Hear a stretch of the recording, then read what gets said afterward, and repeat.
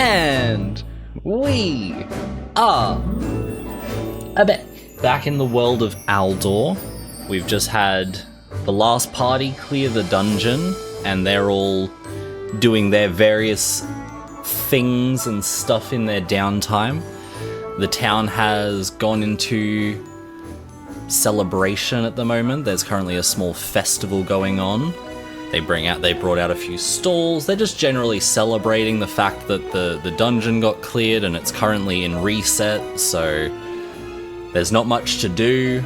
With that brings people into town, bringing jobs and stuff like that. And with that, I think we will get into it, shall we?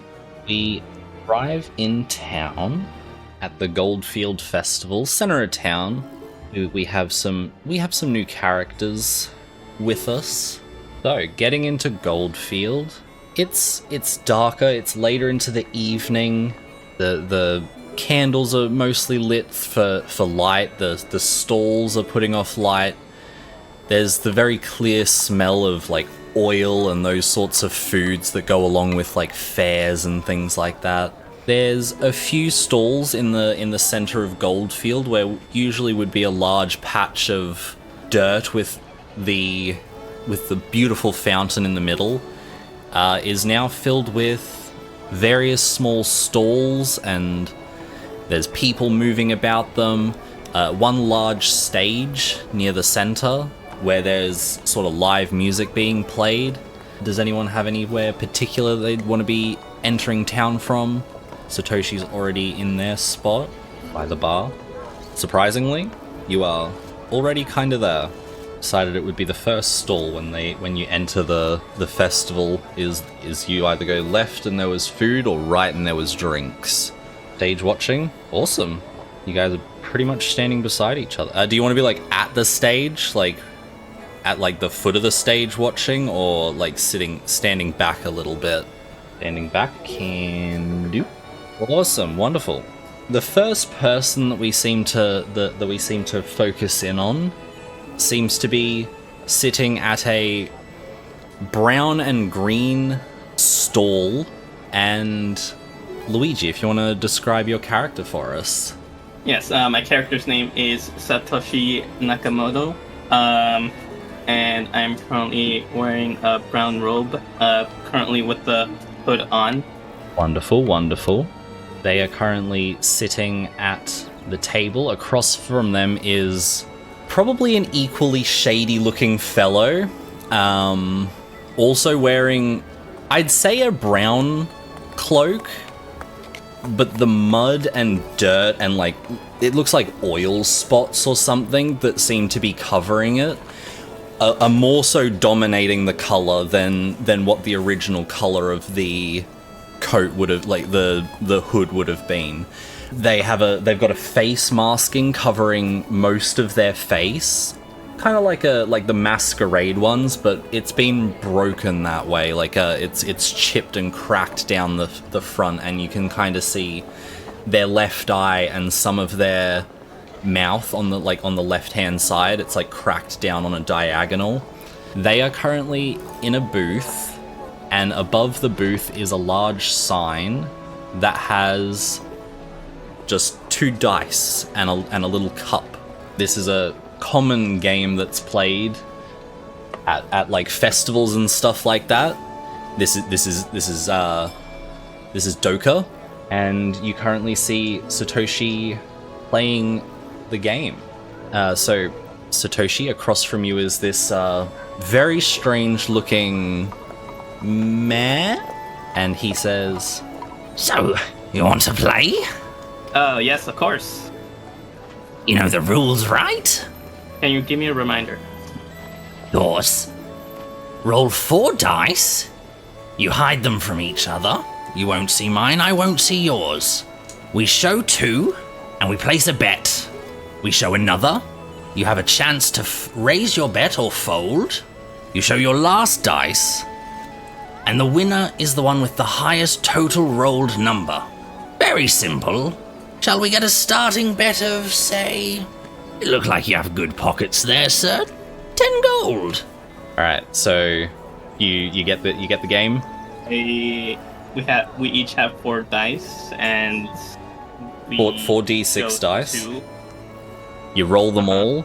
Show the first 2, and then at that point people start making you'll start making your bets whether you want to increase your bet or decrease or fold at that point or anything like that, and then it goes up from there. So you show 1 more dice.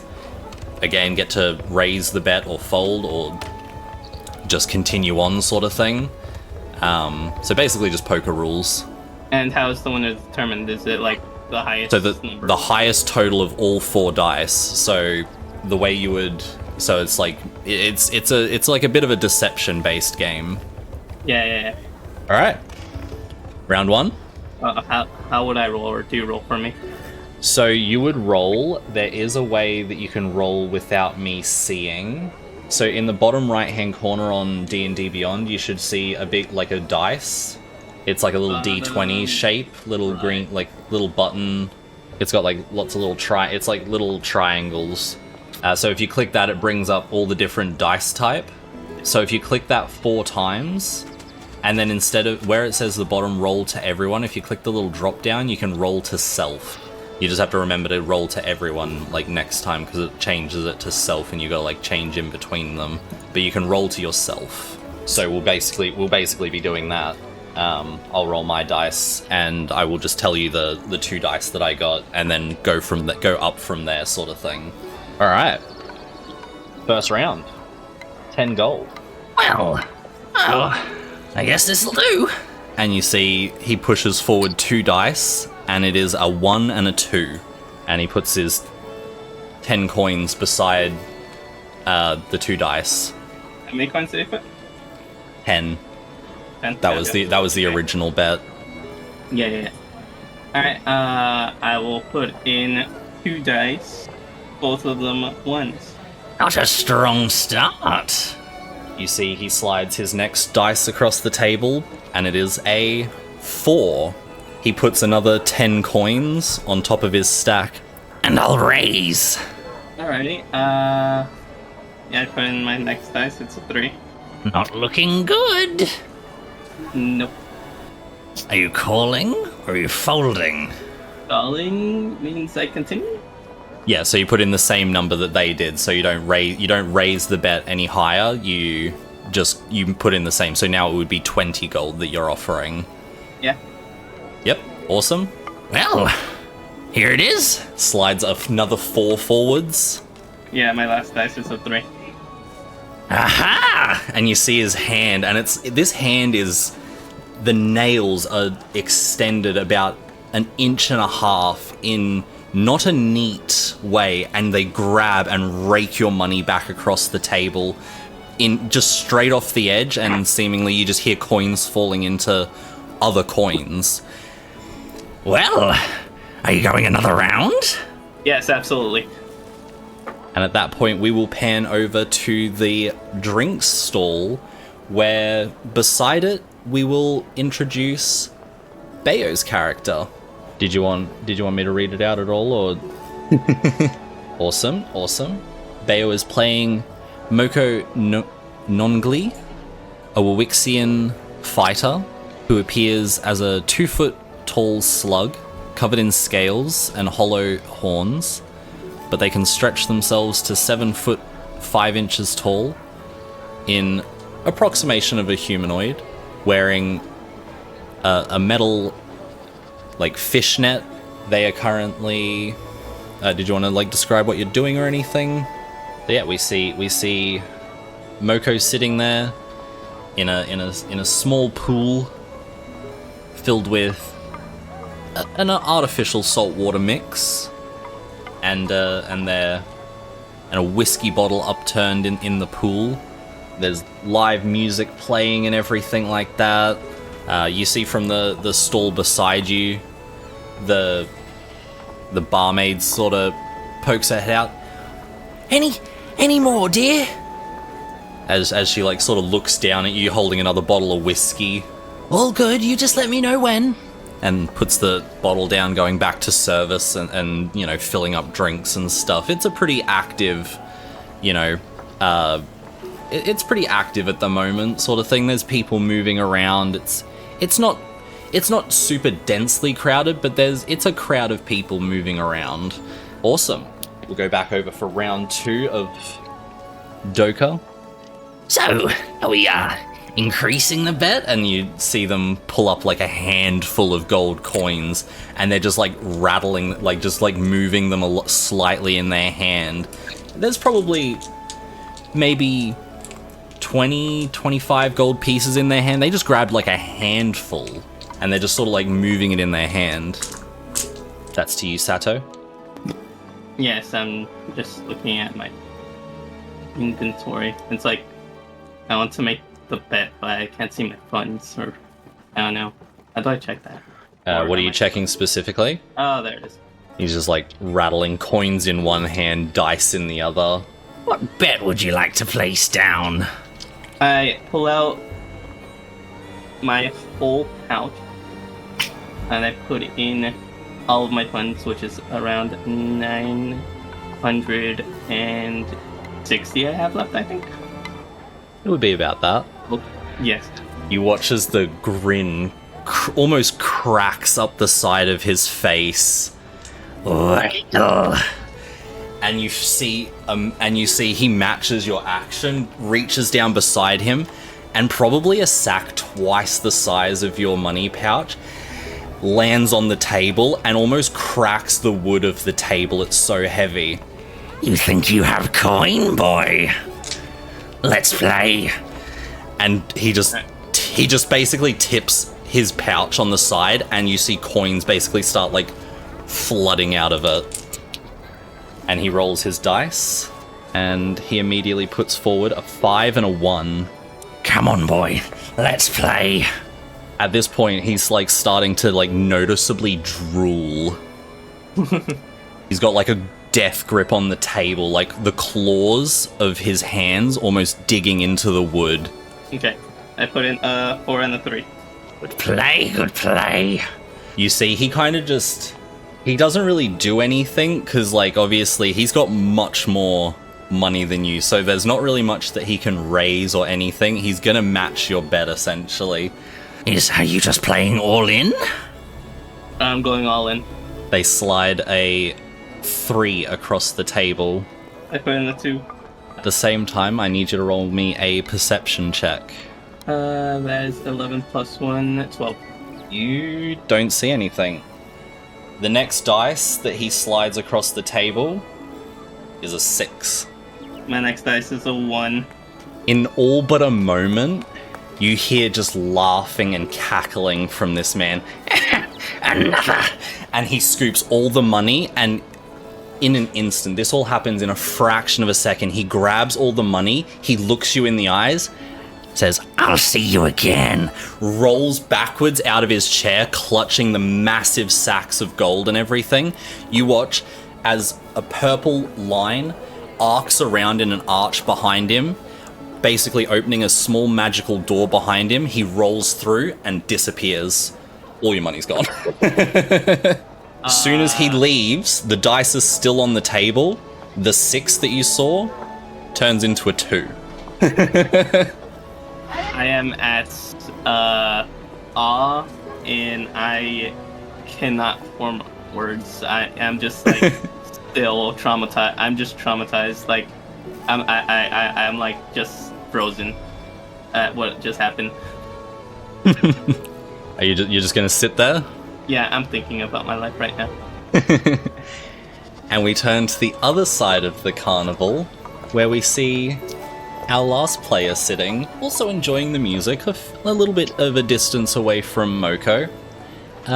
Chaos, if you want to introduce your character. Yeah, I am a dragonborn sorcerer, coming to Goldfield from an old, now run-down village, enjoying the festival and sitting quietly, not drawing attention to myself. Yeah, just sitting under the tree, enjoying the music from a distance. What do we see when we're looking at you? What are you sort of wearing? Are we seeing a hood-up figure? Yeah, a hooded up figure. like kind of not drawing attention to themselves and, you know, like the double identity thing. Lovely. Well, the night continues on. There's, you know, people walk around with trays of food and drinks and stuff like that, just, you know, essentially like handing out food and drinks, you know, trying to, you know, they usually are like a couple of copper pieces or something per, you know, it's because it's like, you know, obviously they bring it over to you or whatever, so you just sort of flick them like a couple of copper pieces or something. It's just like a little like hors d'oeuvres trays and stuff, like nothing crazy. Any of your bigger foods, like they all look like they came from a stall, and like they bring over a small item in basically hopes of you coming over to try their other items or whatever. So it's just a generally nice evening going forward. You hear different names popping up, sort of thing. You hear people talking about the last party that came through and how, you know, the least sneaky rogue alive, they call one of them. You hear just bunches of different comments and stuff, and little like it's generally nothing bad and things like that, and you know, the angry fox and that rabbit that seemed to have a cold look in their eye after they came out. Just lots of different little comments and stuff. Nothing like overly negative, but like they're just, you know, just general chit chat of festival. But they're in most of it, it's like they're happy that they came through the town at the time that they did and cleared the dungeon. Awesome. Any of the stalls you're going to in particular? Yeah, awesome. You head up following the smells. First tent you see is white and red stripes. You get up there and you see a short elven man, very, very short elven man. Looks like a perfect elf, but very quite small. And they're sort of quickly going up and down the rows. Like every so often you see them like lift up a big like curtain that's the underside of the stall, and you see like some lights flashing past them of like blue lights and things, and then they put it back down and they come back up and... Well, what can I do for you? The first thing you notice is all the different tubs of coloured product. Oh, this one comes from way up north. We make it in the snow, so it takes some magic to keep it travelled well. And you see him like pulls out like these, just a wooden stick essentially, and sort of like dips it into the pots and like starts swirling it around. These large like, what's the best way to describe it? It's like mochi sort of thing, like that. Like when they're making it, like a big like glob of it, they poke it in, and it's sort of got the texture of what that would look like. It sort of looks like it's soft, but almost a little liquidy, but it holds itself together. And they sort of poke the stick in it, and they pull it up, and they start like twirling it on the stick, and it's basically like, you know, staying on the stick, and they like sort of pull it up, and it like snaps off at a certain point when they pull it like quickly, and they kind of keep going through, and they like keep adding different colors to it, and eventually they've got a kind of not too big, but it looks like a what is it, like the rocket pop sort of thing? I don't know, I'm trying to go with whatever you'd have it around. Like we like it's like it looks like a stick with a little bit of this material on it. Did you want to try it? And sort of hands the stick over to you. Well, tell me what you think. How does Moko eat this? Get to discover the biology of a Wawixian together. How do they eat? Where does food go? Of slime just inserts in body, just like plonk. It's like a rain stick, but just 3 large, squishy, like mochi balls. It's just dunk dunk dunk dunk dunk dunk dunk dunk dunk dunk dunk dunk. You just like watch the balls like going down these horns. It's like a snake eating something big. It's just like you just like watch it traveling down almost unnaturally. One of the main ingredients is sugar, so I would expect it to be quite sweet. Is there anything else I can offer you from the stall? We have You have different candies and all sorts of things. All sweets here. Dips in, grabs another one. Well, these ones... And you notice these ones are actually bigger than the ones that you had. Like, you got, like, the trial version. These ones are, like, the size of, like, a good dumpling on the stick sort of thing. And there's sort of, like, 2 big ones stacked on top of each other. Any particular flavour? And there's only 4 flavors, essentially. You don't really know what they are, but it's pink, white, blue, and red. All the texture is the same. It's sort of like, I mean, you got it. You pretty much nailed it on the head, sort of thing. It's kind of like a mochi ball without a filling, almost. But the taste goes through the whole thing. It's smooth and chewy, I guess, would be. But you know, for someone that doesn't chew, Excellent. and they just sort of do one of each. It's just like a big ball of 2 flavors on each stick. Hands them to you. And these are hefty. Like when you grab them, they're solid. Like it's exactly like there's a solid little glob on there. You know? That one there will be silver. Just as the general rule of thumb, any vendor or any person that's like getting something, like either buying something off of you or trading or whatever, will have, you know, change sort of thing. We're just going with they have change. Yeah, awesome. Any other stalls that you're particularly heading to? Very, very fair. We will head over to Carvin. What's Carvin doing? Heading over to this tent here. You see the same barmaid that was there? Pick your poison, dear. And you sort of see that there's sort of like 3 drinks behind him. It's either ale, wine, or spirits. And it's basically written above in like 3 different languages or 4 different languages, and it's just ale, wine, and spirits. Gosh, dear, and size? And she sort of like points at 3 cups on the table, and it's basically like a small like drinking horn, a larger like proper mug, and then like a big mug. Like this thing could take an entire bottle of like a bottle of whiskey in 1 cup sort of thing. Like those wine bottles that it's just like, oh, just 1 glass of wine, and it takes the whole bottle of wine. It's a big cup. You just reach under the bar, like under the stall, grabbing out a mug. They walk over, pouring a drink out of the big barrel, and they bring it back over to you. Anything else? They have a few bits and pieces around. It sort of looks like they've got like a couple of like little fried bread things, like just little like basically just drunk food. It's just like you could get like a little bag of something if you wanted. Like there's just like random fried things, fried meat, fried bread, or fried mixed. A little bit of both in a bag. Was that you wanted like a mixed bag or anything? And it was just the drink. 1 silver. Heading to any other stalls in particular? Looks like to your immediate left, the next stall across is serving what looks like more like fruit drinks and non-alcoholic beverages. The next one down looks like more of a game or something.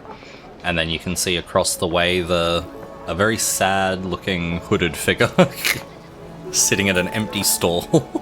Yeah, awesome. Relaxing at the bar. Moko, heading any direction in particular to hand out your food?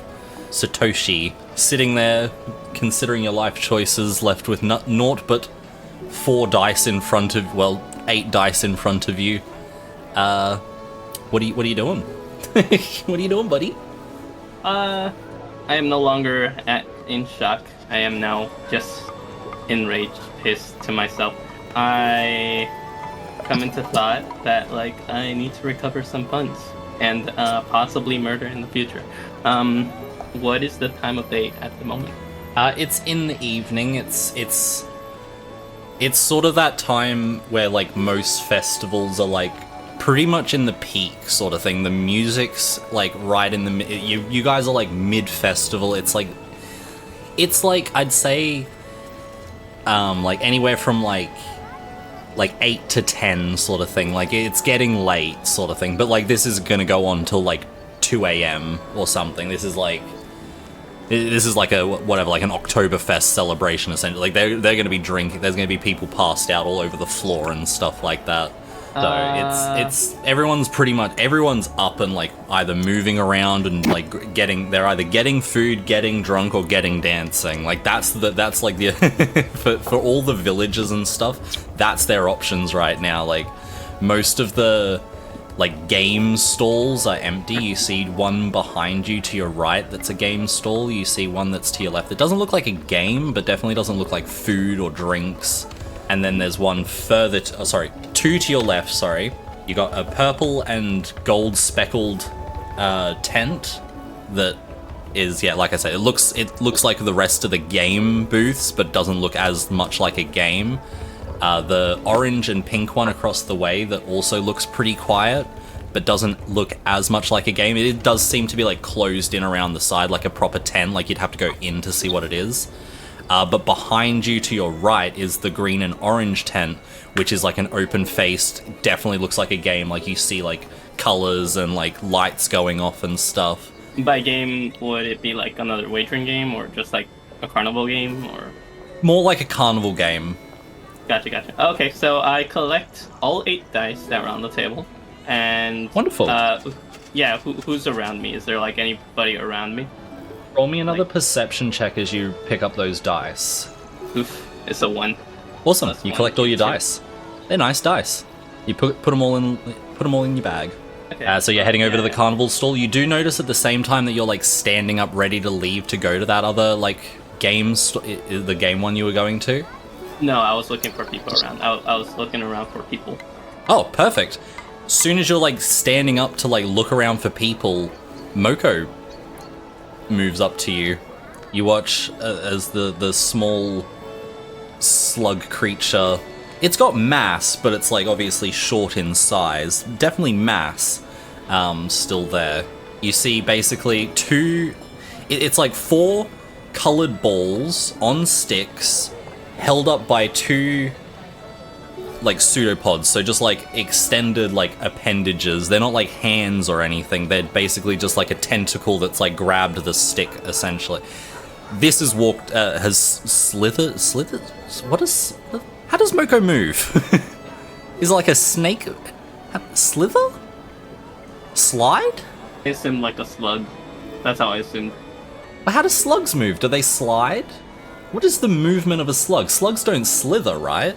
They whoosh. I don't know.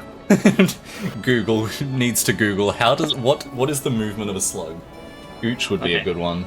Crawl. Apparently it's since they move so slowly, they move at a crawl. I don't like the idea of crawl. Okay, but yes, before this point, I do know Moko, right? Or I don't know Moko? No idea. I don't know Moko. Oh, okay. So this is the first time we're meeting. Gotcha. First time ever. You've probably heard of a Wawixian, but this would 100% be your first time seeing one. Yes, I approached the Wawixian. You'd basically like approach each other, like you're standing up from the table sort of thing, and you basically like face to face each other at the same time. Bayo's talking to you in the like text chat. Yeah. What's the tango again? It's the food that it's just one of the foods that were at the stall. It's I'm pretty sure dango is that's like the thing that you see in all the anime where it's like the 3 little like mochi balls on a stick. That's dango, right? Oh yeah. Oh, dango. Yeah. It's basically that, but they're like 4 times the size, and there's only 2 of them. Yeah, that's exactly. Yeah, that's yeah. Yeah, I just remember. That's exactly what it looked like. But yeah, I accept the dango from Moko. Are you taking all of them? Are you offering all of them?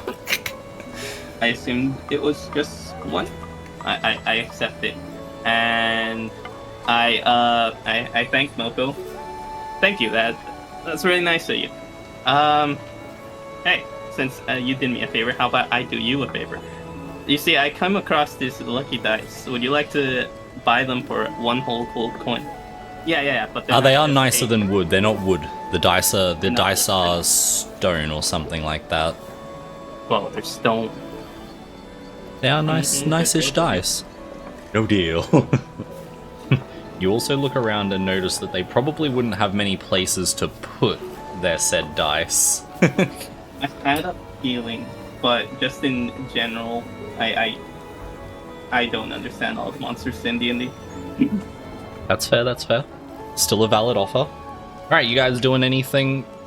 Just chatting, just shooting the breeze? Awesome. Carvin will jump across to you. You just have to go introduce yourself to him. Learn everything you want to know. Naught but 20 feet away. But yeah, Chaos, Carvin, anything your character's doing? Are you just enjoying drinks for the rest of the evening? Do people watch? Yeah, is there anything you want? Did you want to go check out any of the other stalls? Are you like just going to be like? But that are you like drinking to what? Like are you drinking till evening's out, sort of thing? Like that's what you'd be doing for the rest of the evening. Yeah, of course. Anything Satoshi and Moko are doing? Checking out any of the other stalls or anything?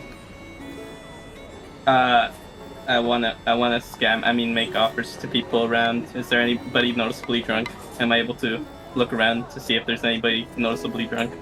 I don't even think you need a perception check for that. Like, I mean, do you want to like find the most drunk person you can? Like, is that what your aim, or like, what's the? I'll make you roll for if you're like looking for someone specific. Like, if you're looking for a target, essentially.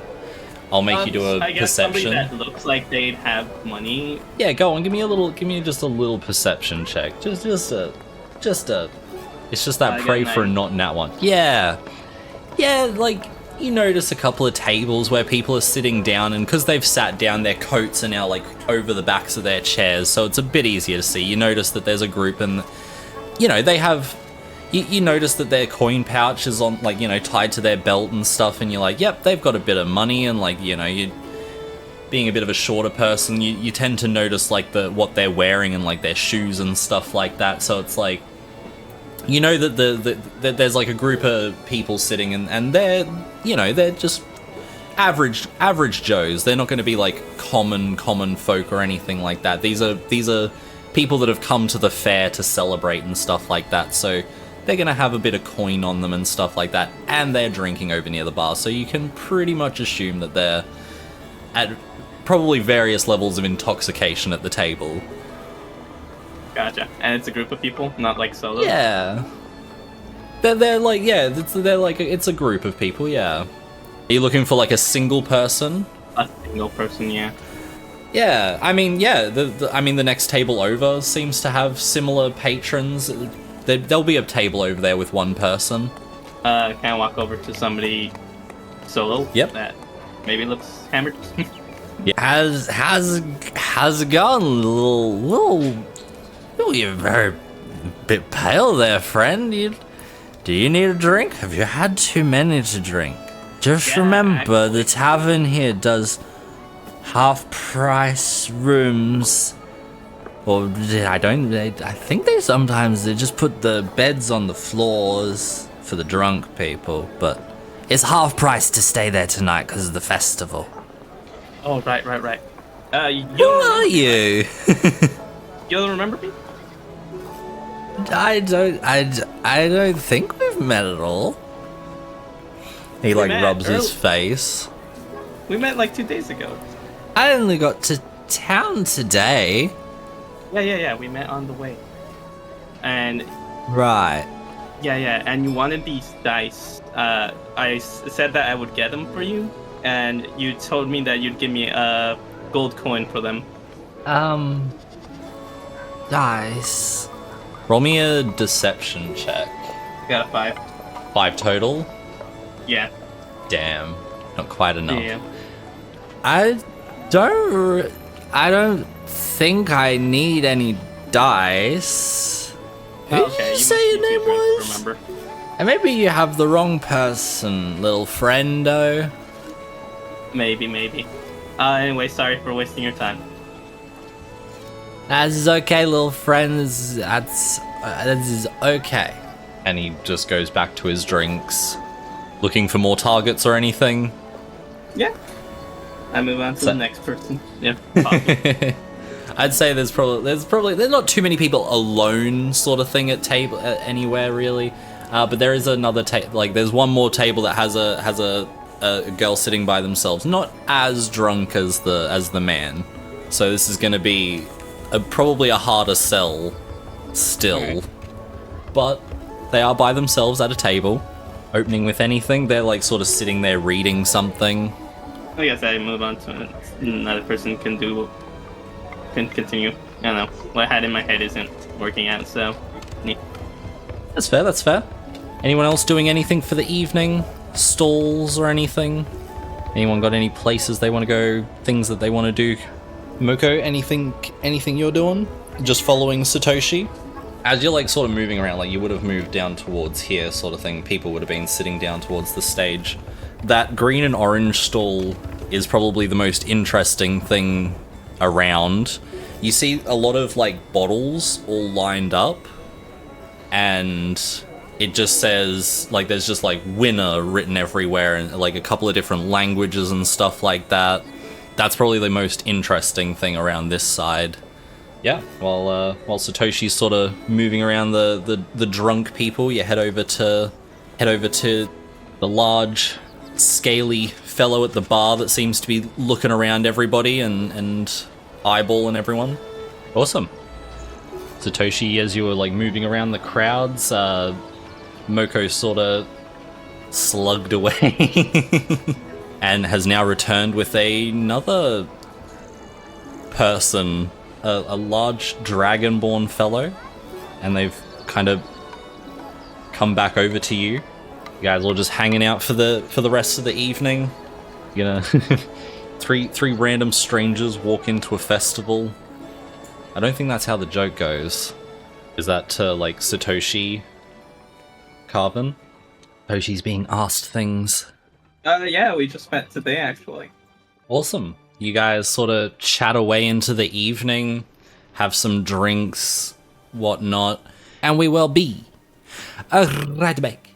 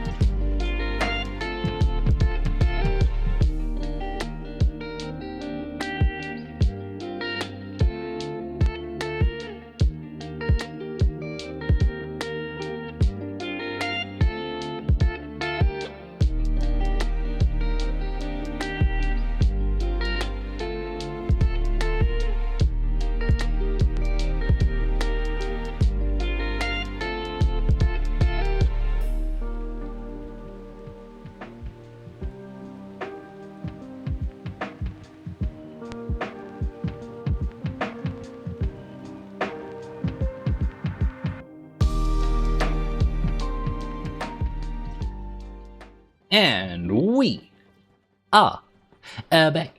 The evening's starting to sort of wind down.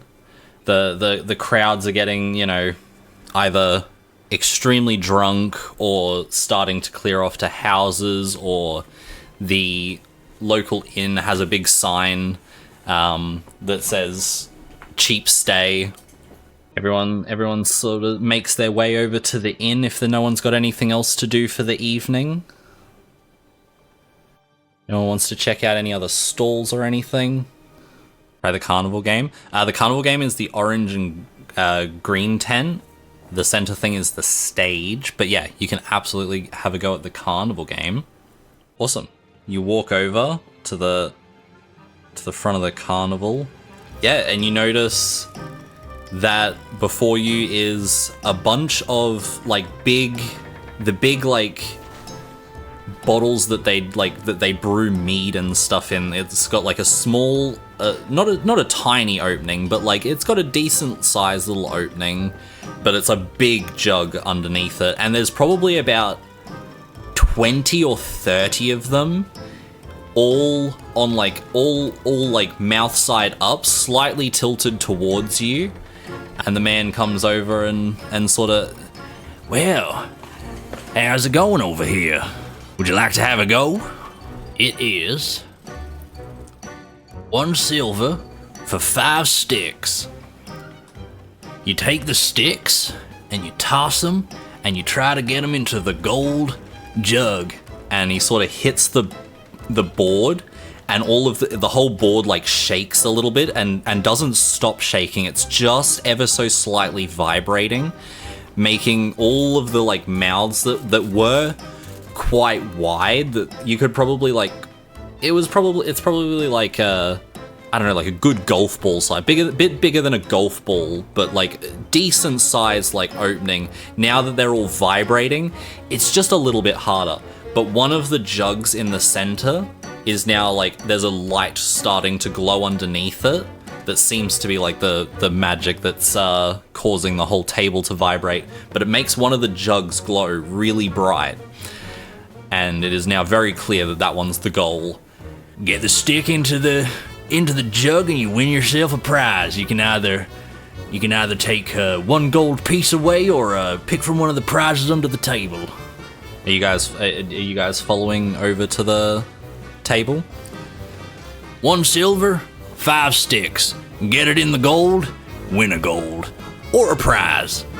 Yeah, Satoshi Carvin, are you following over Moko to the game? Yeah, I follow. Puts a silver down. He sort of like wipes it off the table, and he hands you 5 sticks. They're about 3 or 4 inches long, probably about half an inch in diameter. They're just like a little bit of dowel almost, just a straight bit of wood. You're welcome to roll them however you want, but it is just a straight dex check to get them in. It is difficult, I will let you know. But you have 5 attempts. You can either roll all of them separately or roll once for all of them, however you want. If you want to try to throw them all at once or anything. Yup. This is a dex-based game. Yo, nat 20 on the first one. Damn. Pseudopod reaches out, grabs the 5 dowels, sort of separates them accordingly, and like they move down, and you sort of throw the first one, and it just glides through the air. It just goes up, and you watch it like hits the edge and just starts spinning as it goes in. It got the perfect hit on the edge of the glass, and the vibration sort of knocked it up into the top, and it just sort of went, and like as it went in, it was just like ding, and you gave yourself the little like the bell ringing noise essentially. This game didn't have one, but you made it happen, and to the utter shock of it all, Well, prize or coin, of course. And he reaches under the table and pulls out a little tray of jewelry. 1 piece of anything if you want. And there's a couple of rings and bracelets, and like there's little earrings. They are all worth about 1 gold. They have like a little gem in them. They're nothing super fancy, but they're just, you can either take the coin or a little prize sort of thing. Awesome. You pick up the necklace and affix it however you see fit, however you feel. The moment you like fully affix it to yourself though, how are you feeling right now? Like emotions wise, you happy that you won? What's Moko's emotional state right now? Awesome. You noticed that the blue that was on the gem that was on the little necklace slowly starts changing from like a deep blue and slowly moves to like a teal blue-green sort of color. Oh yeah, a funny little thing that I found these stones, you see, and they know what you're feeling. You put your hand on them and they change. Incredible. So I decided to make some jewelry out of them. But yeah, you still have 4 sticks. Yeah, the kids seem to love them. They all put them on and try to make them change color, and oh, it's very interesting, very funny to watch. You guys have Moko offering you guys if you want to turn at the game. Is he paying? He's already paid. They've already paid. They're just offering you the sticks if you want to have a throw. Yeah, sure. Awesome. Are you going with 2 each, or you joining in, Carvin? Yeah, well, the 2 each was to Moko.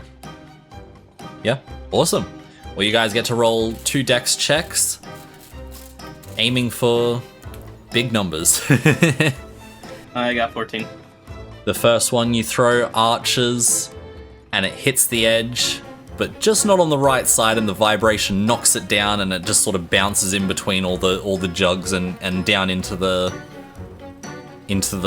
sort of contraption, and you sort of hear it like vibrating across and over to the side where there's like a collection of the sticks that miss. And you can go again as well if you want, Satoshi. Just let me know what you got when you get it, Chaos. I got 13. Another one that sort of arcs up and just sort of goes straight in between all the bottles. Got a 2.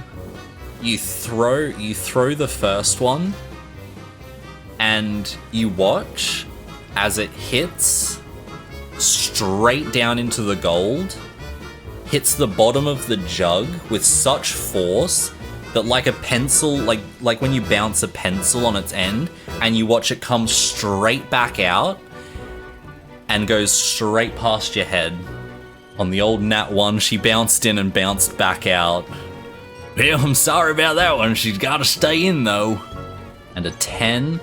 You throw the second one, and much like Satoshi's second one, it just bounces in between the jugs and down into the sorting tray. You go back and pick up the one off the ground and hand it back to the man. Well, not everyone can have the luck of your friend here. It's getting pretty late into the evening now. You notice that most of the crowd has died out. Like, there's the few people, there's like 2 people still dancing to like almost no music. Like, there's one person that's sort of playing music still that's pretty much as drunk as the people dancing, so it's barely legible music. There's people passed out at tables. Not too many. Like, there's people like moving around them. You notice that the large satyr barkeeper seems to be going in and out of the tavern, basically like bringing people from outside in, and just, I mean, you can't really see what he's doing with them, but he's just basically going around carrying the drunk people in. Anybody else got anything they want to do for the evening? Heading towards the tavern or something? Anywhere anyone wants to go? Final moments of the night. Satoshi, all done for the evening? Yeah, it's up. Awesome. Heading towards the inn. You'd always try to bribe the innkeeper with your dice to let you stay for the night. They are doing cheap like inn stays, and he seems to just be dragging everybody in anyway if they've passed out. Heading to the tavern. Where he is heading? Anyone going anywhere particular for their end of evening? Where's everyone sleeping? Where's everyone wanting to sleep? Are people just picking a patch of dirt, lying down? Where are we going? I'll sleep on a patch of dirt. Awesome. The little pool that was beside the drinks tent was still there. You notice Moko basically goes and fills it with some water, grabs a little pouch from their side, sprinkles in some white powder, mixes it up, and basically just slops in for the night. Chaos heading over to the inn for the evening. They've basically, you head inside, and there is just like little cots everywhere, and the inn from the outside looks like a small building. Once you get in, is a massive place. It's 2 floors, and it definitely wasn't 2 floors outside. It's, you know, it doesn't feel like it goes on for miles, but compared to what was outside, it does. But there is probably a good, like, 30 or 40 people in cots with a few more to go, which would be the last remaining people outside. There seems to be probably extra cots. The big sighter is laying the last person down in bed and sort of turns over to you. Well, free stay or paid stay? Where are you going? And he basically points to the cots when he says free stay, or like the upstairs, like back, there's like a door behind him when he says paid stay. Privacy or cost, what's more important to you? Well, for tonight it is 1 silver piece and you get breakfast in the morning. We do cheaper stays on the festival nights because, well, we usually fill the building and definitely make up for it in food and drinks. So cheap stay if you want a room, and a free bit of food in the morning. Well, not free. Easy food in the morning. Awesome. Just take that out of your stuff, and yeah, everyone starts heading to bed for the evening. Within the next sort of few minutes, you notice Satoshi, the nice patch of dirt that you found on the floor. At some point, you get picked up throughout the night, taken into the tavern, and put on a little cot. And for you, Moko, you notice that at some stage during the night, the Satyrs grabs the side of the pool and essentially just drags you closer to the entrance. They get you like to the steps.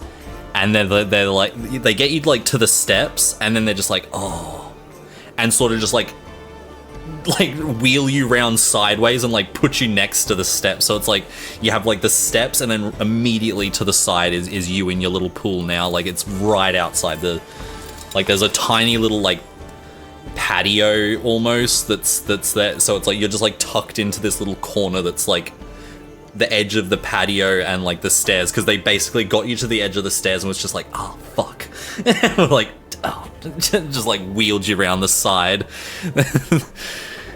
They tend to like to get everybody in for the night, so it's not too, you know, for banditry and whatnot. They can keep an eye on people easier and whatnot, so it keeps everyone a bit safer after the festivals. You're essentially the only person outside now. They like throw a little blanket over the pool. It's just like propped up on your spikes. It's like covering a statue sort of thing. But yeah, everyone sort of heads to bed for the evening. And we will take our next break just there. We will be right back.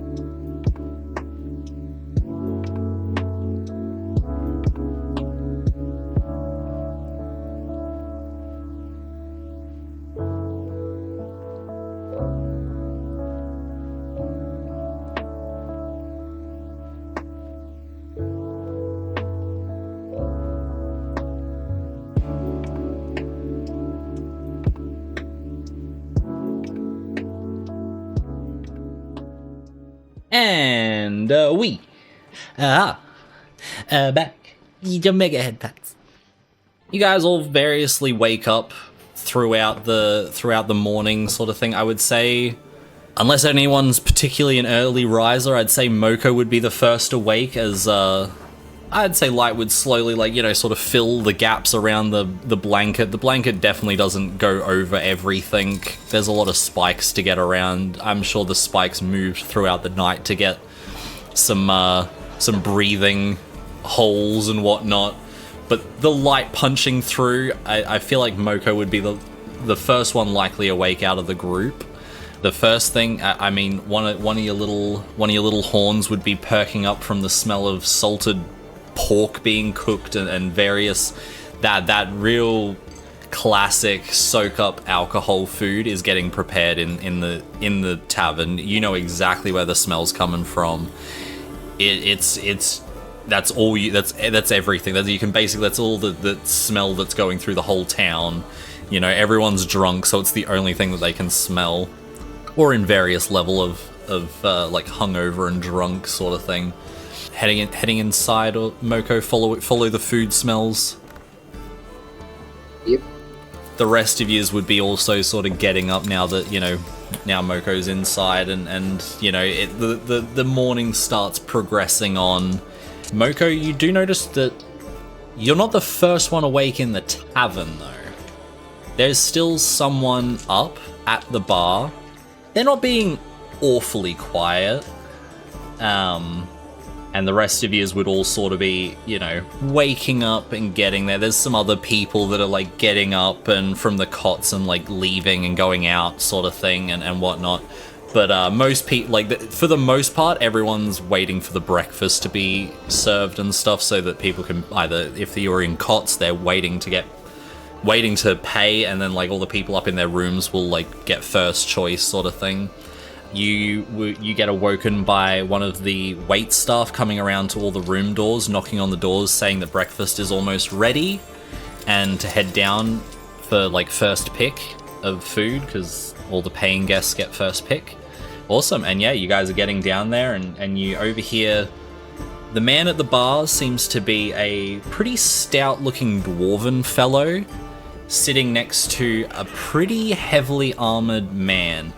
He seems to be passed out on the table, and the dwarven man is basically just sitting there talking to himself / the passed out friend beside him.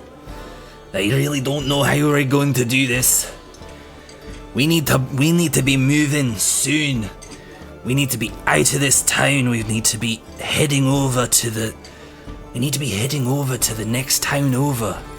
We've got things to do, but we have no one to ride the wagon. I was really hoping the boys had come through and be here. We're gonna have to put up a poster on the notice board. We're gonna be delayed. This is going to be a nightmare. Immediately after they say nightmare, Moko just looks forward, say, "Hello." What? And he sort of gives you the elevator eyes, but as a dwarf, you know, being pretty stout and everything in his build, he kind of like has to like lean forward and kind of looks at your feet with his whole body, and then rocks backward to look up at your feet, like up at the more extended parts of you. Well, what do we seem to have here? I'm a what's ya? Yeah, I'm quite the game if you're looking for assistance. I hadn't even put the notice up yet, but I am looking for some assistance. We have a cart that's in need of delivering. We've got supplies. We've got a project underway. Me and my friend here, And he sort of bangs the back of the armor, and you know, a full body jolt sort of happens as the man beside wakes up. Hey. And you notice now that his face is up off the table. He's got a fair few grey hairs popping through everywhere. He's got a bit of a bushy mustache, a little bit of like thinnish beard around his face, and a few white hairs on top, sort of thing, that are speckling through the mostly like dark brown, like so dark brown that it's almost black, but you can definitely see the salt in the pepper, you know what I mean? Like there's some greys poking through. What? Hey, what? You said morning. Hey, well. As a big shock to the system, waking up to the loud clanging of his own armor. Well, morning.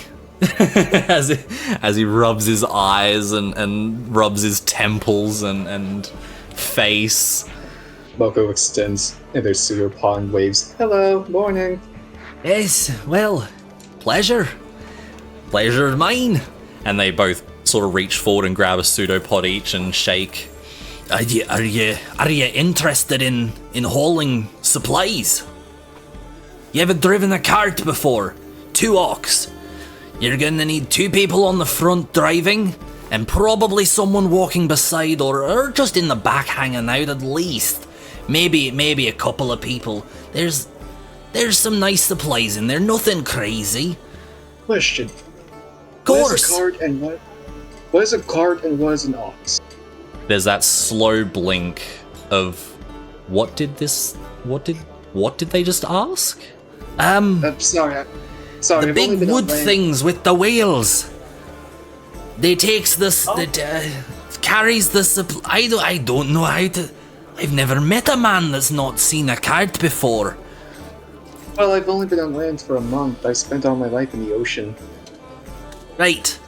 You know the big things that travel along the road with the 4-legged things dragging them? Yes. You, my friend, know what a cart is. Yay! And at the same time, the guy on the bench has like gotten some food. Like he waved down the bartender, like got some food, and he's like hunched over the plate, just like with hands, just like grabbing handfuls of food and just like, yum, just very clearly hungover eating this. Like they're like, it's like the whole conversation's probably ringing to them.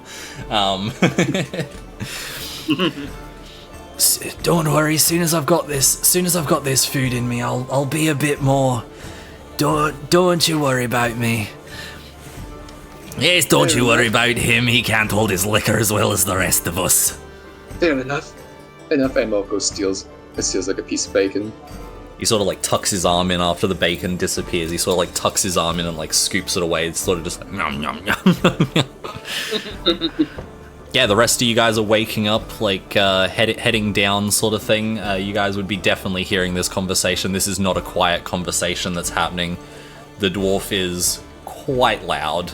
You guys all just heading over to join up or anything? You're hearing that it's probably going to take a few people. You met Moko last night. What's everyone up to? What's everyone's wake up routine? What's Satoshi up to? I'm stretching. Yeah, just Oh, companions of yours. Pointing over to Carvin, who's now joined you at the conversation. Carvis! Hi, Carvis! Over here! Wonderful. Well, you'll probably need some more, because you'll have probably 1 or 2 people driving, but you'll probably need someone else for support, walking beside or anything. Just the roads out there are a bit dangerous, especially for a wagon full of supplies. There's one more person sleeping upstairs. They're not very pale fellows, so I'm not sure how healthy they are. Satoshi is technically just behind you guys in the cots, stretching at the moment. They didn't pay for their ups. They got just dragged in and thrown in a cot. Well, we got friend behind us, an awfully pale fellow that can help out. Well, the more the merrier for you guys, I suppose. You just got to watch out for goblins and bandits and all the little bastards that try to steal your stuff on the road.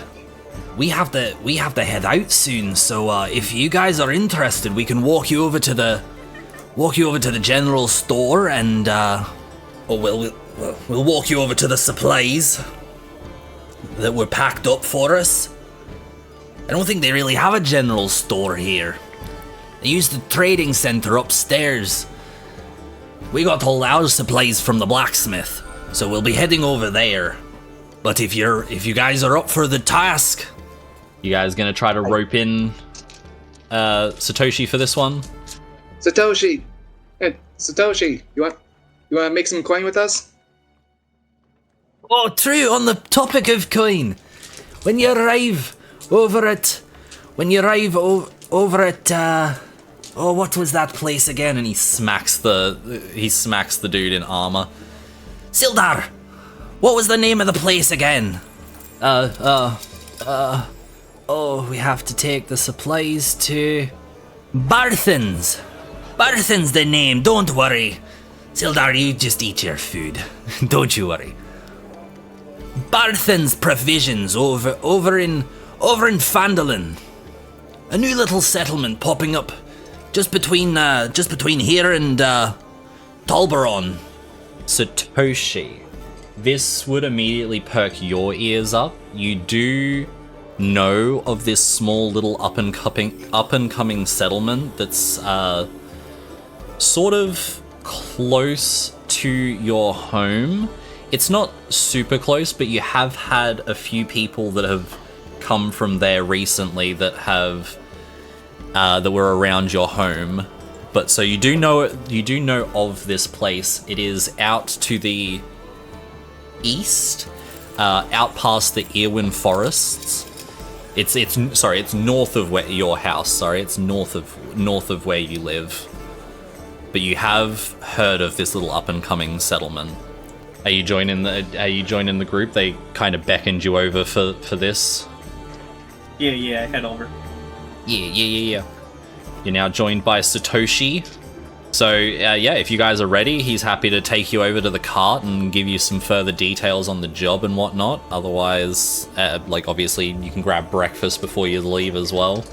Carvin, you would have basically been given a plate as you came down out of your room, sort of thing. So, you've basically got, an empty plate ready for food. You've got, first picks of the food.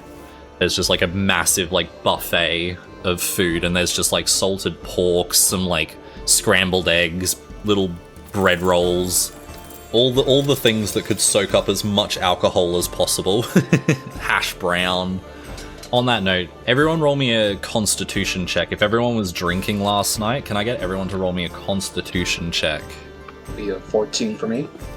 Moko's definitely feeling a little bit of a hangover, but it's not too bad. It's not too bad. Soaking in water all night seems to have done pretty good for you.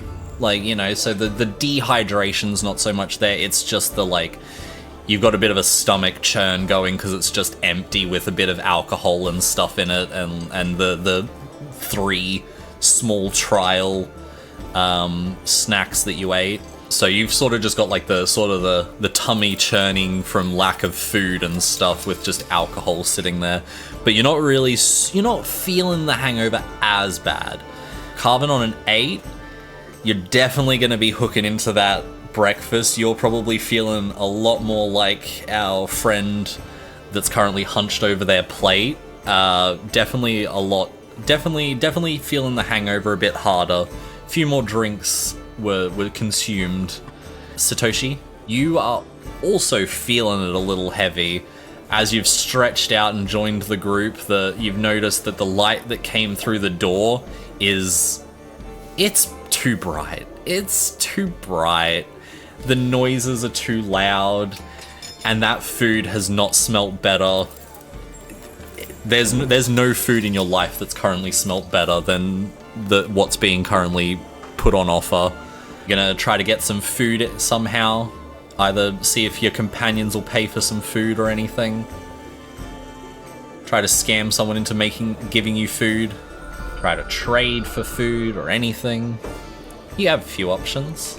Or are you just hanging out with the group, listening into this business proposal? I'll just hang with the group.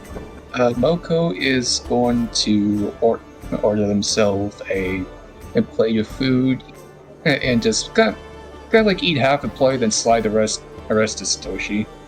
You got a little bit of leftovers then, Satoshi. You got a half plate of a little bit of everything. You got more bread because the bread was probably a bit hard for Moko to get down. All right, everyone has some food and gets their stuff together. Well, if everybody's ready, I suppose we can show you the cart. Are you ready? Satoshi's being gently reminded about how you got essentially robbed last night. Well, and he sort of picks himself up off the chair, throws himself off the chair, grabs the sides with his hands and swings himself forward off the chair and starts marching his way outside. You guys follow him round to down here. There is the blacksmith, and right out front of the blacksmith, just like he said, there is a pretty large cart. The back it's not overloaded or anything, but there's a good amount of different supplies and stuff in there. If you want to like look through it at all, give me a little investigation check or a little perception check if you want to like kind of see what's inside. But it seems to be 2 nice big ox leading the cart. That would be a 12 on perception. Yeah, it looks like generally like mining supplies. There's some pickaxes. It doesn't look like anything crazy.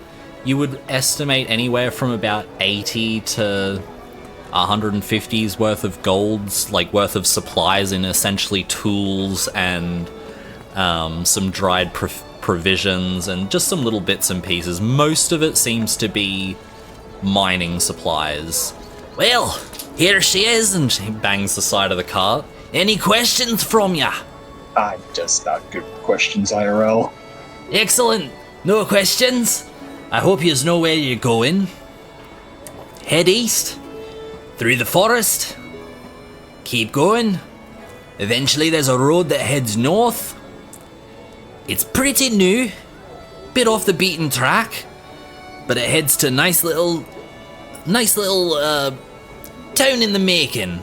There's a few little buildings in there, you'll notice it very quick. Bathren's Provisions. It's a trading post. Can't miss it. Bathrooms, provisions, got it. Little town is called Phandalin. It's only just starting out. There's not much there yet, but also Gundren. And he puts his hand out Gundren Rockseeker. to whoever wants to shake it. Whoever's first. He just sort of puts a hand out. Moko Nogli. Lovely. Sort of clasps your pseudopod sort of with both hands and shakes it. Lovely. Well, we've got to be off. We've got things to do. We've got horses waiting down just down by the guard post. Well, we're going to be ahead of yous. We've got to move out quick. We've got some things to set up before you get there. Make sure the trading post is ready for your delivery. But we'll see you there. Come on, Sildar. Bangs the armor on this man again. Oh, yes. All right. On our way. And he sort of like Sildar gives you a wave, and as they head towards the guard post, which is just across the road, and you see them get on horses. You see them both get on a horse each. They head out top speed. They just start pelting it. You notice from the other side of the cart, another small dwarf, very much like covered in soot. Not many distinguishing features on this dwarf. Currently working the forge and like just finished packing the cart. All right. Have safe travels. Who wants to drive? Where are people? What's the order for everyone? You probably can have, there's spots for 2 people essentially driving. You can have 1 person would be able to drive this. Probably Moko might have a bit of struggles. No, well, if you'd form up for it, you'd have to humanoid shape a little bit. But other than that, you'd probably, all of yous would be okay driving it alone. But there is spots for 2 for like, you know, if things go wrong, it's like, but it's like all your checks for driving would have advantage if you have 2 people up front. You can have 1 person like sitting in the cart or like walking beside, basically just like watching out. Like, so you got lookout, driver, and then someone doing whatever they want. They can either be an extra lookout or an extra driver. Well, Moko is proficient in land vehicles, so I'd say I should be the driver. You guys all notice as Moko sort of eyes light up a little bit, noticing now that the job that they've been doing for a little bit for the past month, this is right up their alley. Anybody else? What positions everybody else want? What are you thinking, Satoshi? Be the lookout. Nice. What are you doing then, Carvin? Sweet. 2 drivers. Satoshi's in the back looking out. Or did you want to be in the back of the cart, or did you want to like walk beside them, walk in front? Where would you like to be for that, for your lookout position? I'll walk beside them. Awesome.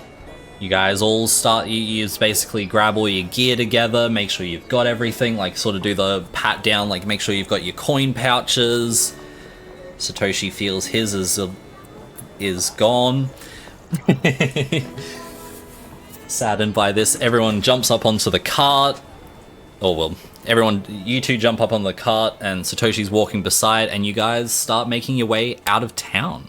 Wonderful. We're going to take our next break just a smidge early. Can we well be?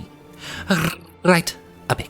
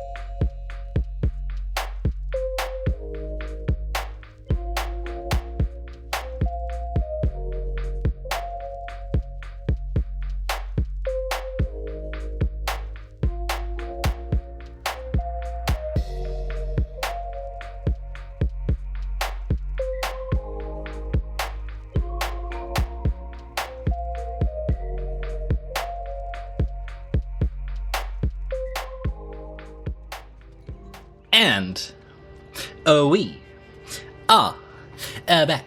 Little map change. Whoever's actively driving the cart, at advantage, just give me a little dex check. Yeah, straight dex check with your proficiency added, because you are proficient in vehicles. At 20. Nice. It has been a smooth ride up until, like, you know, to this point so far. Everything has been smooth sailing. You guys have traveled through out east, out through the Earwyn Forest, and you guys are just coming out the other side of the Earwyn Forest. It's starting to open up into a bit more, some hills and stuff, and the trees are starting to thin out from the forest itself, but it's sort of, there's still good coverage on the sides of the road and stuff like that. A bit out beyond, there's some more like open fields and stuff like that, but it's still pretty covered and some little rises and whatnot. You guys are sort of making your way down the road. They keep it like a cell eye out for anything that's scattered about. Yeah, absolutely. So you guys are heading along as it thins out and stuff. You slowly get a bit more view. And you guys all notice something a little further up on the road. From this distance, you can't quite see what it is. Go ahead and everyone give me a perception check as you guys are like sort of, the cart's moving up slowly. That's a 5. There's something on the road. I got a 20. Nat 20? No, 19 plus 120. Yeah, Satoshi, immediately you recognize the shapes. That is 2 horses. There is 2 horses down on the road, and you do see the blood around them. Something has happened up ahead. Hey guys, there's something up ahead. Looks like there's blood, so something might have gone down here. Oh boy, that doesn't sound good. We should probably be vigilant or else something might happen. As you're looking, you guys are noticing these corpses are pretty much blocking the entire road. There is not much leeway on each side to get the cart round. There is quite a big tree on each side of where these they are, so like you're probably gonna have to slow down or do something with the. Does someone want to like go ahead or anything? Are you like heading off ahead or anything, Satoshi? Like, yeah, after you like warn them. I'll go check it out, guys. Wait here. Awesome. Okay. You guys are pulling up the cart there. Yeah, All right, Satoshi, you start heading your way down. On that perception check, you know that these are the horses that Gundren and Sildar left on before you guys. You guys have been on the road for about a day now, but yeah, you've come to this. Is it just the horses? Their bodies aren't there? Just the horses is all that you can see right now. You notice that there seems to be on each of them, there's about 7 or 8 of these janky-looking arrows hanging out of them. They've got like little black feathers attached to them. Do the horses have any bags on them or anything like that? Yep. You notice that the saddlebags seem to have been looted. They are open. They seem to have been rifled through. There's a few bits and pieces of like what looks like kind of garbage on the ground, a few bits of paper. The one that catches your eye is a very nice looking leather case. It's a tube style case that looks like it would hold something like rolled up inside. And that looks like it was already open, like somebody stole something from it, or is it closed? Yes, it is also open and the contents is missing. Got it. Okay, I'll relay this information to the others. So yeah, you do notice that the scroll case has been also looted, sort of thing. But it looks nice. It looks really nice. It's a nice piece of leather and stuff like that. It seems to almost shimmer a little for leather. You would definitely clock this as something of worth. Like to take it? If you want, of course. Yeah. Just dead horses here. You can take whatever you want. Do whatever you want. Yeah. I'm just saying that you clock this as something that's probably, out of all the things that you see, this was the shiny thing that you grabbed, you know? Yes. I want to grab the bag. Yeah, awesome. You now have, add to your inventory, a scroll case or a map case. Lightly enchanted. Just enough so that major damage doesn't happen to whatever's inside. It's just a very light enchantment that means that it's like, you know, you could throw it on a fire and it's probably not going to burn because the enchantment keeps like the things safe. Like weather's probably not going to affect it and stuff like that. Like this thing's just nice. It's a nice little scroll case. But yeah, the rest of the bags seem pretty looted and just like they're just basic saddlebags. Whilst all that is happening though, yeah, you're kind of like in deep rifling through these bags before you even can really clock too much of what's going on. You start hearing some random like almost like little guttural screams as out of the forest, out of the wooded area sort of behind in the covering shrubs and stuff like that, 4 goblins sort of push their way out of the brush. These 2 are going to run forward immediately, and I need everyone to roll initiative. 4. The goblins did so much better with a 6. 14. Okay, so I got a 9. Nice. Their surprise round was basically getting to you. One of the goblins at the back is going to pull out its short bow and try to take a shot at Satoshi. Does not hit. First one sails wide and just goes skidding past on the ground, sort of like towards the cart, ends up like hitting the ground and just skidding off towards the cart. I mean, the other one's also going to take its shot, and it gets a nat 1 and also does not hit, so another one just goes, you just watch the arrow fly past you and hits a tree beside you, and the arrow just shatters. You just watch it just turn to essentially sawdust sort of thing. It was, these aren't good quality arrows, these are goblin arrows through and through. Satoshi, that will be your turn. I pull out my daggers. Lovely. Attack the goblin nearest to me. Go for it. Yeah, 15 plus 5, 20. Nice, dirty 20 definitely hits. Go ahead and roll damage for that one. 4 plus 3, 7. Good lord. Okay, you're making up for all your 1s in town. This first goblin has basically run at you, jumped over the corpse, and landed in front of you as his action. How do you want to? How do you kill this guy? What's it look like to Satoshi? I go for the eye. This man does the this goblin does like the parkour jump over the horse, like putting one hand on the neck, jumps across, and in the mid jump, you guys watch as Satoshi in one motion, you watch his cloak sort of twist and turn, this silver flash come out of the side, twirl around in his hand and come down straight into the eye socket of this goblin, and the entire body just immediately goes limp and slides off the dagger. You are free to make your offhand attack if you wish on the other one. 18 plus 5, 23. Yes. Yes. Okay, so just 3 then. Yep. 3 damage to this one. You watch as the second blade just comes up and you just narrowly get it in between all of the leather plates that make up the shambles of armor on this goblin, and right up into the ribs. You stab at this goblin and you watch him shriek and grab at his side as you hit him for 3 damage. Definitely taking a good hit. Not down though. Carven, that's your turn. Better presume damage roll.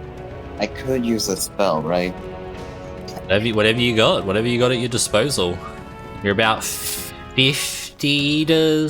You can't, it's hard to gauge exact distances, but you're sort of in the realms of sort of 50 to 70 feet away.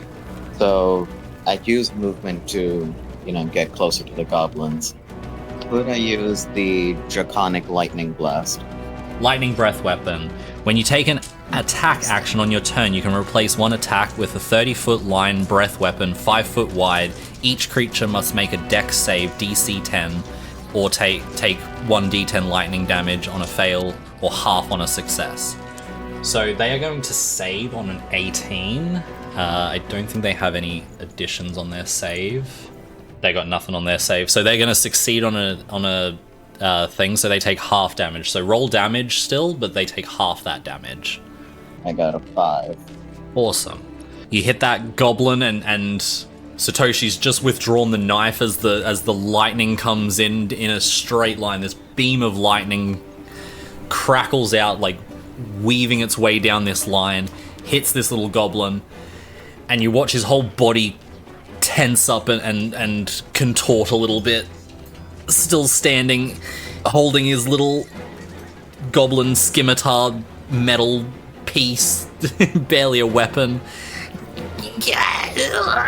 No other words, you just get a little... Still standing though.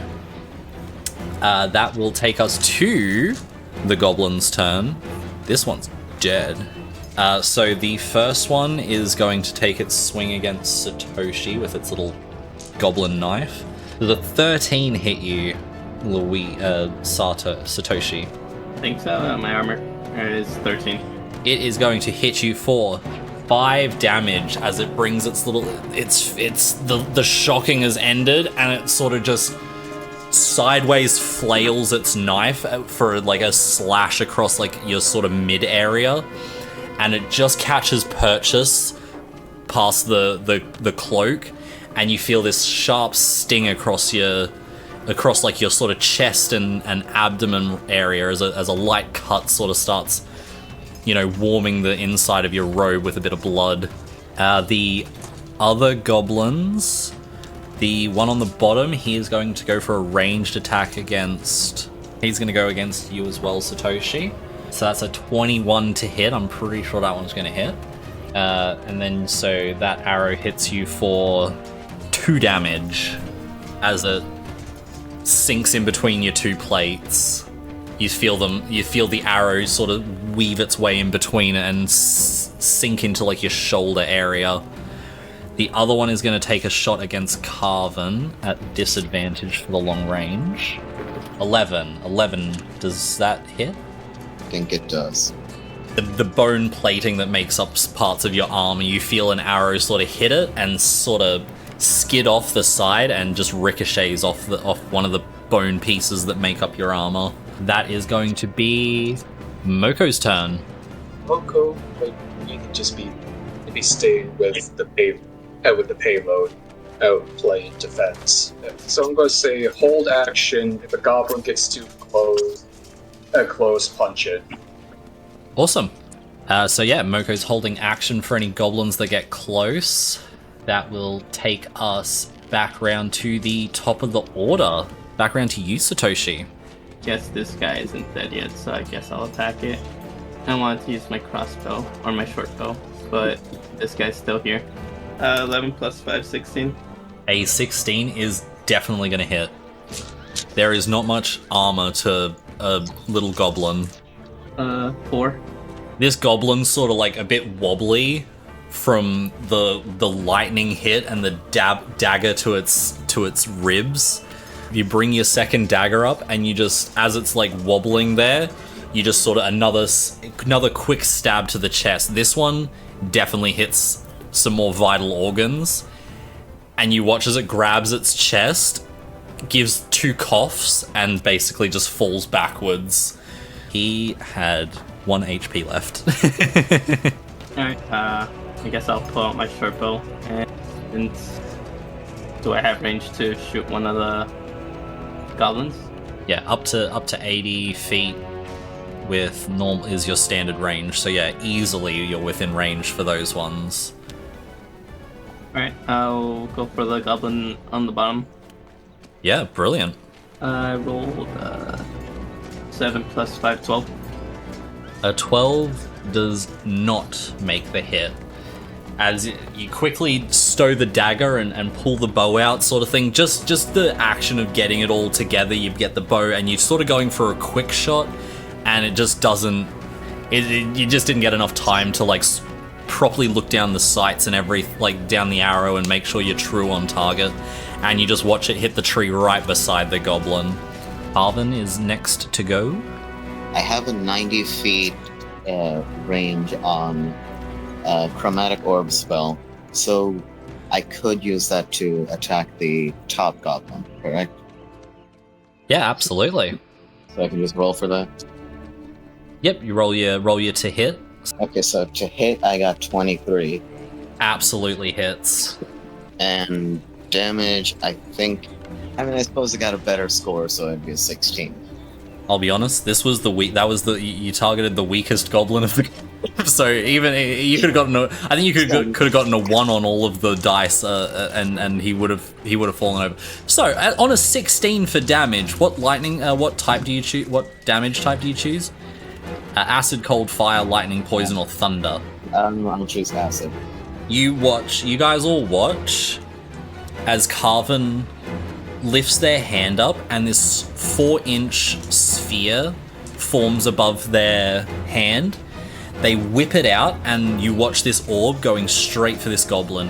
It hits the goblin dead center, and you watch as a burst of like gross acidic goo essentially just wraps out from this sphere, coating the goblin, and you watch as the whole goblin just starts melting in the spot. You just watch as it gets hit right in the chest, and you just hear as it just gets immediately sizzled to nothing. There is just bones and goo on the ground. And of course it was the weakest one. That takes us back over to the goblins.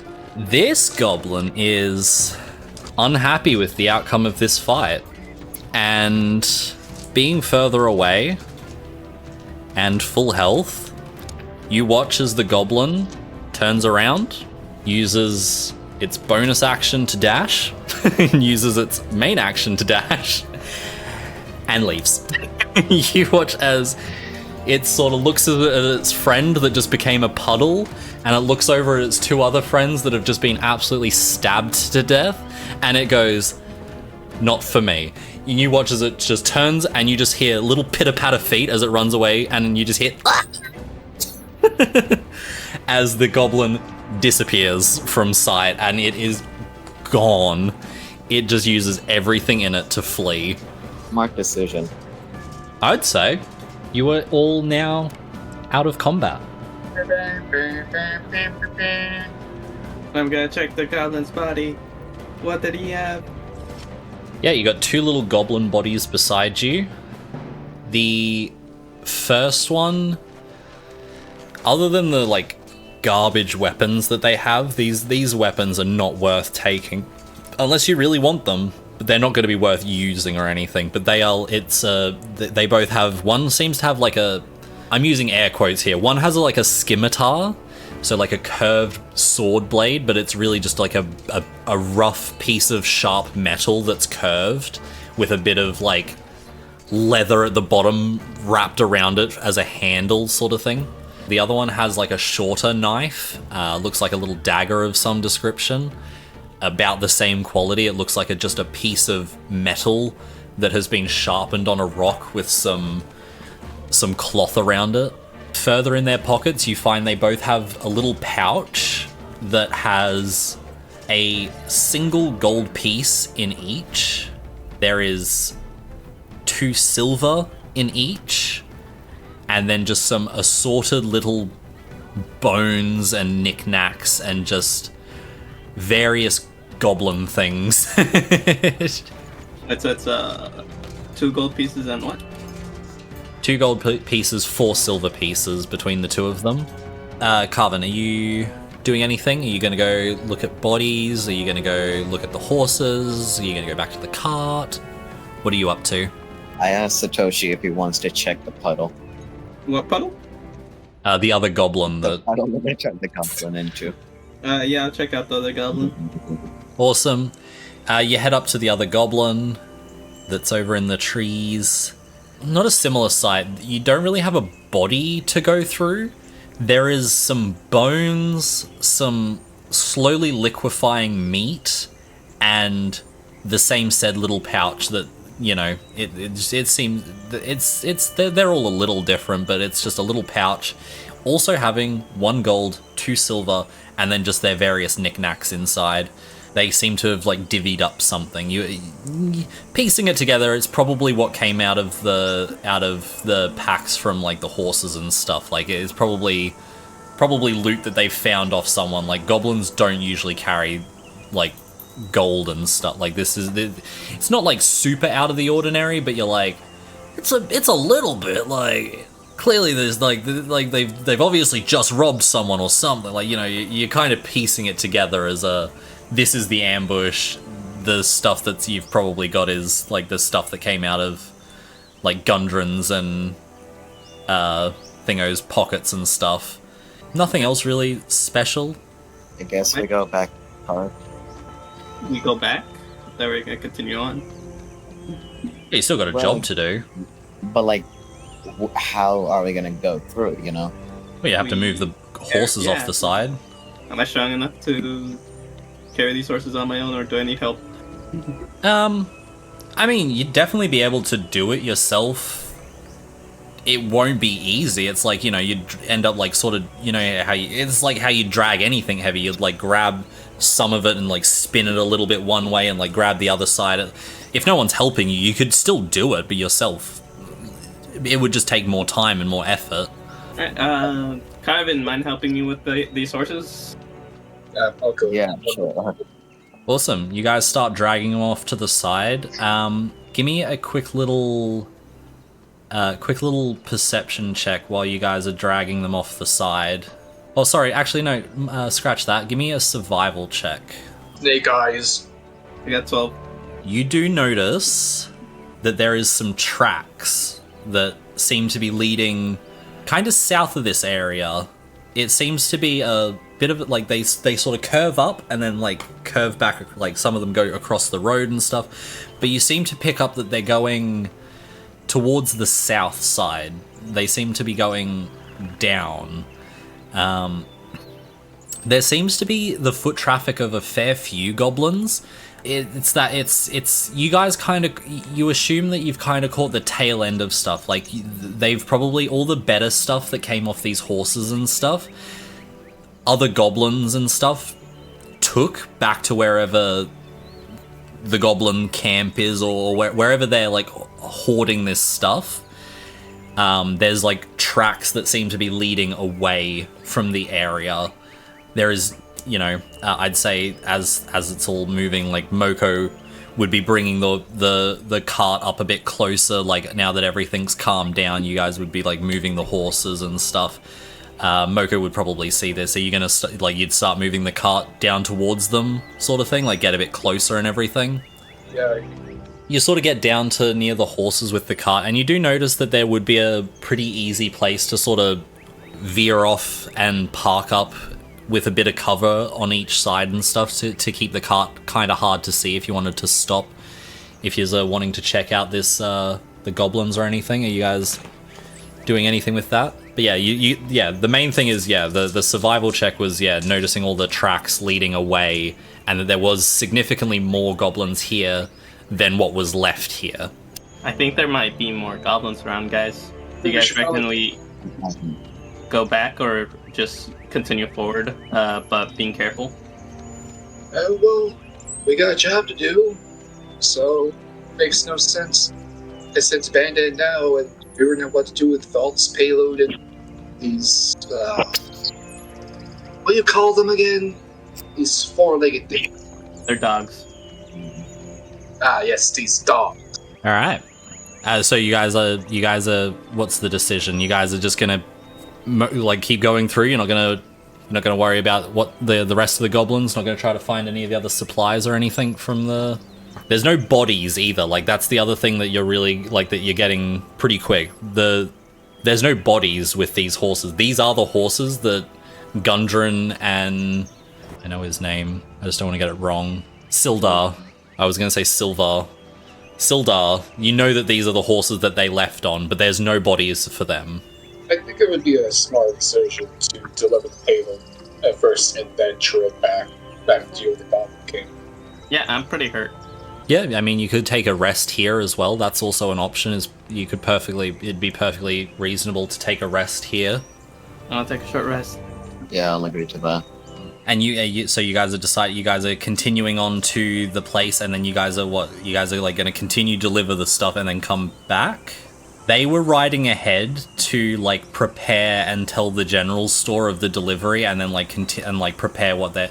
So there's a chance that the general's the trade place doesn't actually know you're coming if they never made it. Well, they probably know that you're coming, but it's gonna. So it's completely up to whatever you guys want to do. I'm just making sure you have all the information that you have. I mean, I think we should keep going, right? I'm cool with going. Awesome. Yeah. You guys all get back into formation, jumping back up into drive. Anyone want to switch drivers or anything? Same rotation? Satoshi. I'm cool with same rotation. Awesome. Same rotation. Back on, driving along. Satoshi's walking beside. You guys have moved the horses off the road. You just make your way past. Start heading on towards the town.